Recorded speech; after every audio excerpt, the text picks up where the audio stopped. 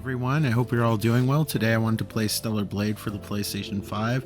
I'm sure you've already seen a million videos covering this game, so I guess this will be a million and one.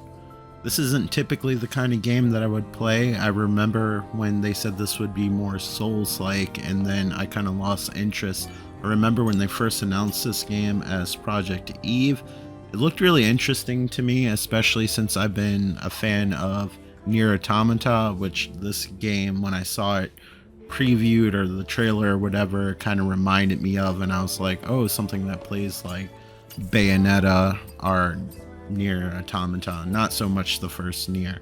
So I was excited but kind of cautious, and I was about to be like, maybe I should wait, till it goes on sale, because I'm not sure if I'm gonna like it.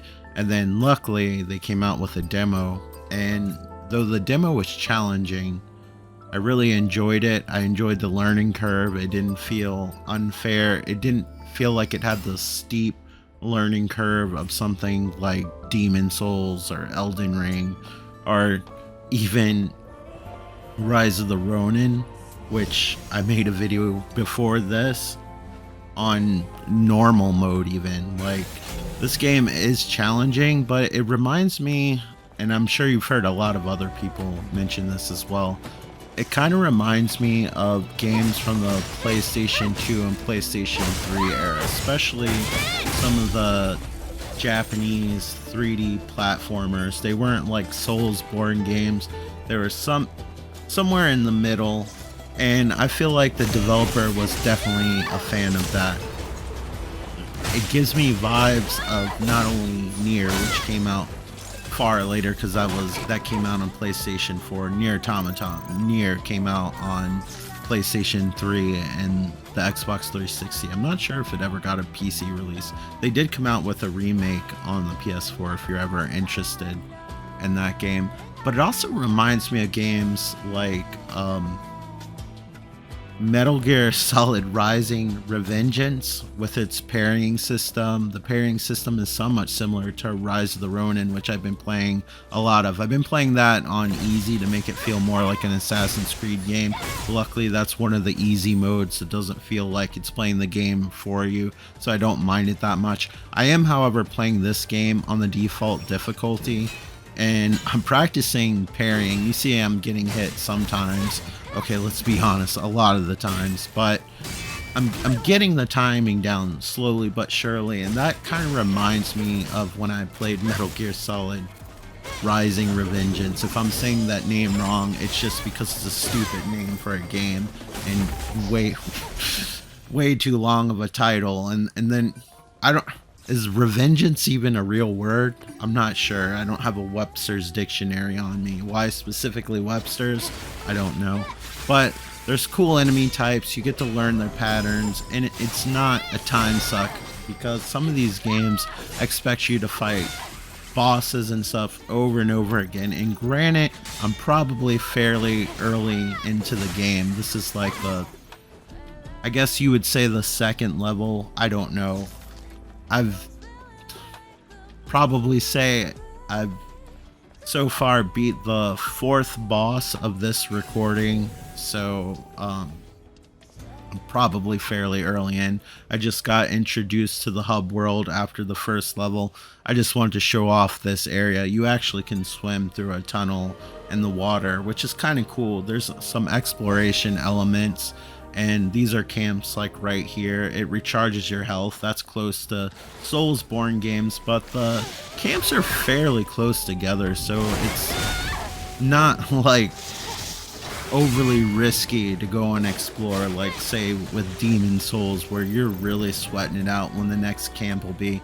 Maybe they'll be less generous as time goes on. I have no idea how easy story mode is. If it's too easy, it might not be fun. I don't know. I guess that depends on your skill level. But for someone who doesn't play a lot of those Soulborne types games and are actually good at them, I feel like the difficulty for someone like me is challenging, but doable. And there's part of me that secretly wants to get better at games like Elden Ring maybe not so much Demon Souls and stuff like that, but Elden Ring seems really cool. I actually got it on sale, so maybe after this game I'll build up a little bit more confidence to try it out.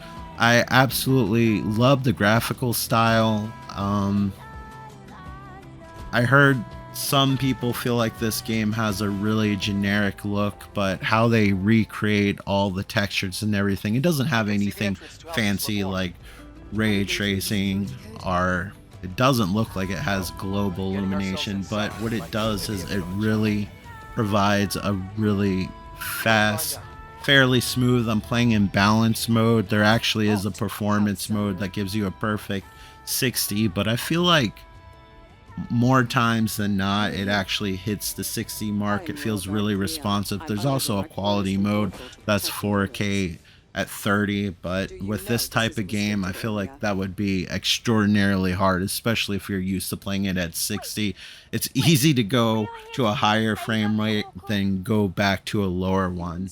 And the fidelity of performance and balance mode actually looks fairly close to quality mode. Now I heard decals and stuff like that, blood decals and things like that might change depending on whether you pick performance or not, but I'm not that familiar with the game to tell you any differences as far as that goes. But I feel like this mode has its fair share of blood, as you can see it shooting out of the character, and in this mode it does actually stick to the character, although you can see it fade away. I don't know if that's new since the demo or not, but this is a little fight. I don't know if you would consider this a boss fight. If you consider this a boss fight, this is the 5th boss fight, but this one's mostly parrying. It's not as much challenge.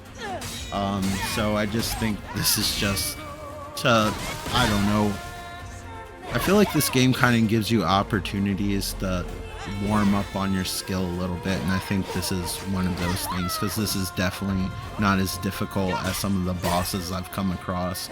And the reason why you're probably not seeing me fight bosses is just because I didn't come across one in the recording of this video, and I don't want to backtrack or anything like that and spend a bunch of time trying to master how to defeat that boss again. Although, like I said, it's not hours and hours. It's enough to justify the time without getting burnt out for, like, let's say this game's 40 hours. It's enough time to justify that. Now, if it was a game that took like 2 to 3 hours, maybe even several days to try to learn all the patterns, then I'd probably be like, fuck it, let me put it on easy. I really want to see the story.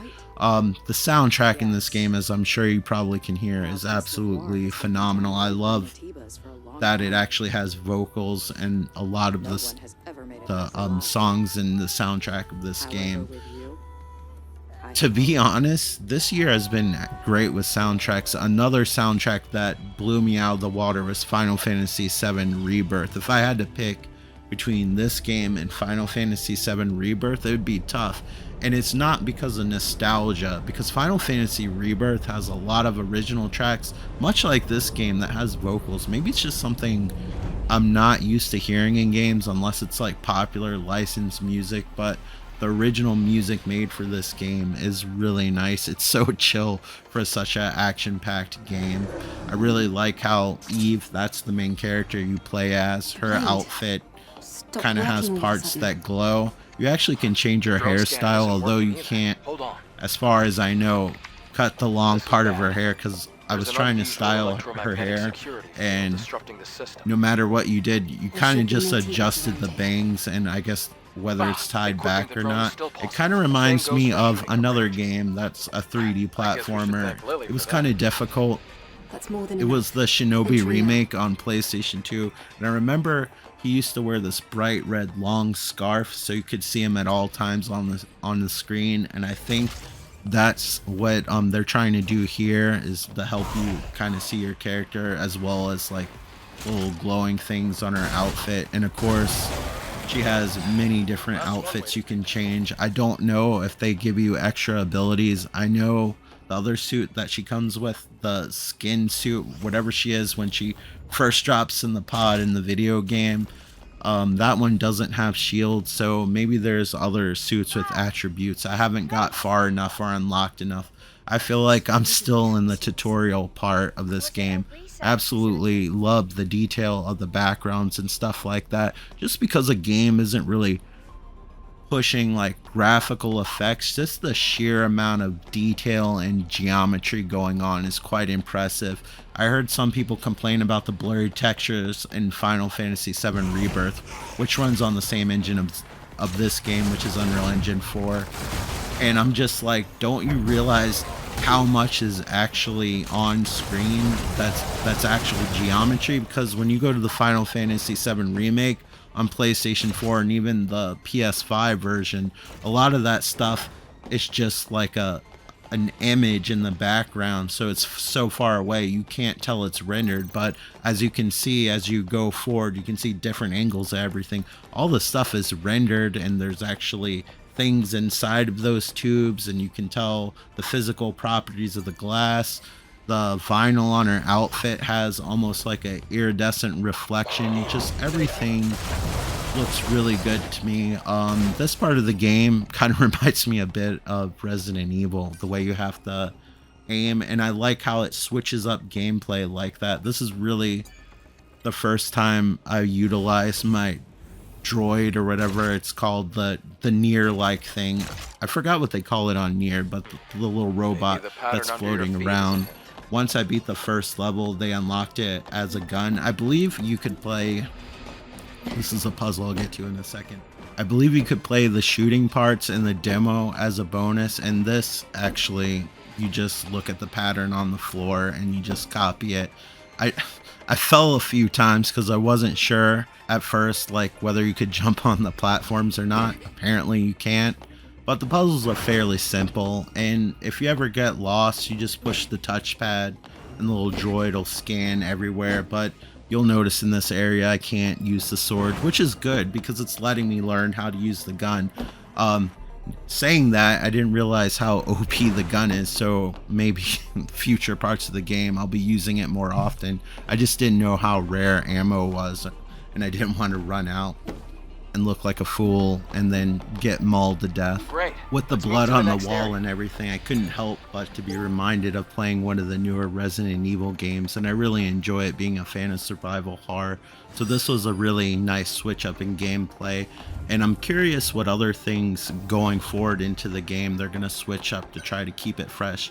I mean, if they just rotate between this and the hack and slash and parrying gameplay, I think I'd be pretty happy. And again, I love these games. I love that they're vending machines, and I love how the little screens illuminate everything ever so slightly. It just looks really cool to me. There's actually cans that you collect. I don't know what you get for them, but I know you're rewarded for them. Unfortunately, we haven't come across any during this gameplay video. But if I ever make another one, I hope to capture it. I'm curious if the cans are actually real brands. They're super detailed. I need to look in the options to see if you actually can look at them up close, because they're fully rendered. I hope so. That'd be really cool. There's so much detail, like this sphere right here with the laser in it. Like, it kind of reminds me of Unicron from Transformers, but it's so detailed, and it looks like it has cobwebs on it. It looks cool. I don't know what else to say. I kind of showed you the puzzle a little bit. Like, there was way more to do with this. Couldn't already tell from all the cuts. But I just want to show you that I had to do something, and you get the basic idea. Since this is a PlayStation exclusive published by Sony, if you play on PlayStation 5, because I think this will probably eventually be released on PC. But if you play on PlayStation 5 and push the PlayStation button, you'll get a sub menu, and luckily it has hints, or you can just use your smartphone. To be honest with you, the smartphone is probably easier to use. I love the little capsules everywhere like this. Unfortunately, it's dark, so you can't see them as well, but they're there, and they're really detailed. If there was a light shining on them, it's more of the capsules that you saw earlier, but there's just so many of them, and they actually have models inside of them. It just looks really cool, like right there. To study nativas. It's just ominous. It's Yes, like, they might have what done the it. hell am I about to After all, experience? And knowing it your just feels enemy more is like a the first Resident step Evil towards game right defeating now. them. So this is really This cool. place seems more like a manufacturing. And then we get our little challenge here, which wasn't all that challenging, to be honest. I think the parrying has a stiffer learning curve. Maybe I've just played too many shooters, but this was a lot of fun and not too challenging. Really had a good time with this. It sure does take a while for any enemies to show up, so you probably, in the beginning when I was talking about it, you probably were like, what the hell is he even talking about? The only downside is I was kind of nervous every time I try to dodge everything. I'm like, am I gonna jump right into those lasers? I know I'm gonna jump into the lasers. It's gonna suck so bad to jump into those lasers, but somehow I avoided it. Somehow. At the time, because it switched me to projectile only gameplay and I don't have much experience with using the projectiles, I didn't know how to switch weapons or reload. It did tell me when I first got the weapon, but it was like a few days ago and I was rushing to take the dog out, so I was just like pushing the X button. I was like, oh, I'll figure it out later, not knowing that I'd come across this part. So there's a few times where I'm running out of ammo and I don't know if it recharges or I need to pick it up or I need to reload the gun. Probably should have checked the control scheme before I started this video, but you know, I'm making it. That's what counts. And because it's a darker area, the explosions actually illuminate. This game has really nice lighting and detail. It's not doing anything special, but what it's doing is doing it really well. I'd like to see more games actually not try to do anything fancy and just focus on a good solid game and maybe just up the detail and stuff like that. You don't need ray tracing and global illumination in every single title. I feel like good art direction and art design is timeless compared to good graphics, because graphics improve all the time, but you'll see a lot of games emulate a retro style, or Mario looks a specific way and it's not the most detailed thing in the world, but it's still charming. And there's way to the fake detail, for instance, like Final Fantasy VII, when they couldn't render like some of the stuff in the background and they just used the image and use it in the background. I love creative ways to get around things that don't use high-tech solutions, so I think that's really cool. But anyway, I think this is a great game. I think you should ignore the controversy and check it out for yourself. There's a demo on the PlayStation Store that's worth checking out. You have nothing to lose. I highly recommend it. If this isn't your game, I completely understand. If you're worried about it being a Soulsborne game and being too difficult, that demo will give you a good idea. Anyway, I hope you're all doing well. Thank you so much for watching. Take care, and I hope to talk to you on the next video. Bye. Thanks for watching.